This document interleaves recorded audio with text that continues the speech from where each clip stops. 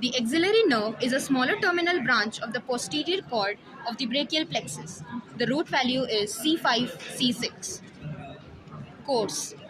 Axillary nerve courses through lower part of axilla into the quadrangular space where it terminates by dividing into two branches.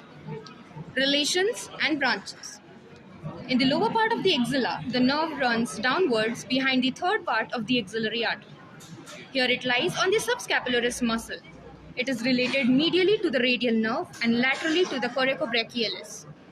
The nerve leaves the axilla by winding round the lower border of the subscapularis in close relation to the lowest part of the capsule of the shoulder joint, where it gives a branch to the capsule of the joint and enters the quadrangular space.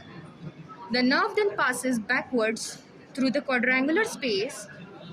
Here it is accompanied by the posterior circumflex humeral vessels and has the following relations.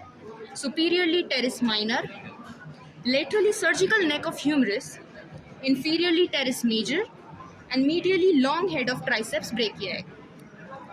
In the quadrangular space, the nerve divides into anterior and posterior branches. The anterior branch is accompanied by the posterior circumflex humeral vessels. It winds around the surgical neck of humerus deep to the deltoid muscle, supplying the deltoid and the skin over the anterior inferior part.